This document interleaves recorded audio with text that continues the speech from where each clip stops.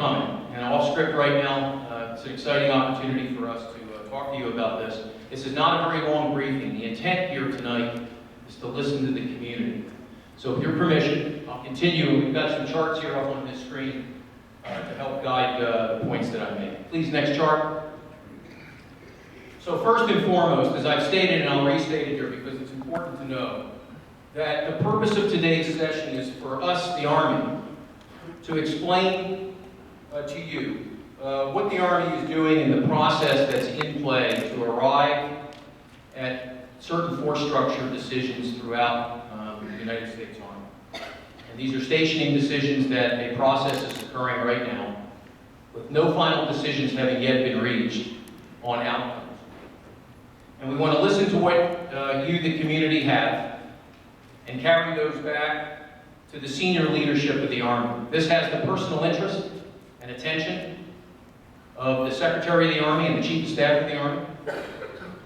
And they will consider your feedback as part of the final decisions. And will consider those before any final decisions are made. The Army's leadership recognizes the significant contributions that our soldiers, their families, and you, the communities, you, the Fort Hood community, makes in support of our Fort Hood troopers. Those men and women who today are on the front lines of freedom, defending us all. Next chart. So the agenda, and it's a brief agenda. First, what the Army is doing and why. Second, what has occurred thus far. A brief description about the Army's process, what the Army is considering, and what do you want the Army leadership in Washington to understand from a community perspective about our great installation. Next chart, please. So as I said at the outset of this presentation, and it's in the banner of the green box at the bottom of the chart, that this process that we're talking tonight has nothing to do with BRAC or the potential impacts of sequestration on the budget or the future budget of the Army. As required by law, the DoD implementation of the Budget Control Act in 2011 and the new defense strategy announced in January of 2012, the Army is reducing the active component end strength by 80,000 soldiers from a peak in 2010 of 570,000 to, in 2017, 490,000 by the end of 2017. This will require some force structure changes, a minimum, and I would note tonight, we believe that based on the analysis, that it will require a reduction of a minimum of 8 brigade combat teams across the Army. Simultaneously, the Army must distribute and shape the remaining force to enhance readiness, increase balance and flexibility, and meet the requirements of the National Defense Strategy in a fiscally constrained environment. We need to remain ready to do what the nation requires us to do in an ever-increasingly austere environment, fiscally. Next chart. So what has happened thus far? Last year, the Army announced that the first 2 brigade combat teams would be inactivated, and that has already begun in Europe. So 2 Armored Brigade combat teams have been activated in Europe already. The Army has announced that the 5th Corps headquarters, also currently assigned in Europe, will inactivate upon return from Afghanistan. It announced a reduction of the associated support units in Europe. And it completed just recently the programmatic environmental assessment with an extended public comment period, which closed on the 21st of March. Next chart. This chart may be a little bit difficult to read, but I'll talk about it. And it really is a process, a continuum that began 2 years ago with the Budget Control Act and a reduction in the Army's budget, in conjunction with a reassessment of the National Defense Strategy. So as a result of that, analysis was conducted. The missions of all of the services of the Department of Defense were assessed.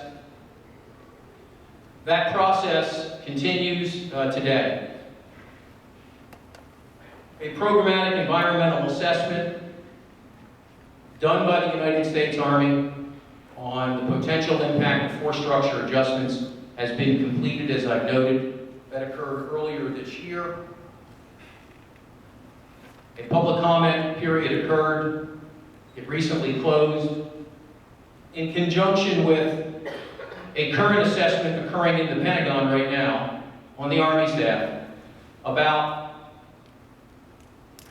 the stationing attributes, the attributes of each post-camp and station in terms of the military value of those post-camps and station is ongoing.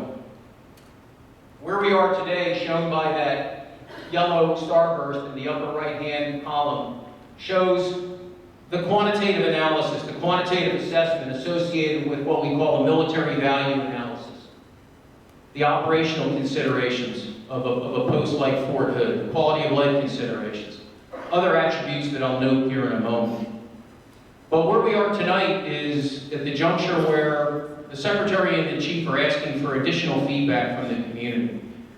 It is necessary for us to assess the military value of Fort Hood, but it's not sufficient. What's sufficient is to understand it in the whole. And the whole is rounded out by your comments and your feedback to that process. That's why we're here tonight. Following this assessment, and additional qualifications of the various posts, the qualitative assessment will occur, which will include some of what we learned tonight. And that will lead to a structured recommendation that the Chief of Staff of the Army present to the Secretary for approval. For announcement sometime later this year. So a specific announcement date has not yet been announced. We don't know exactly when that will happen. So what I want to stress here is that the process continues, that a final decision has been made, but that your input here tonight is important.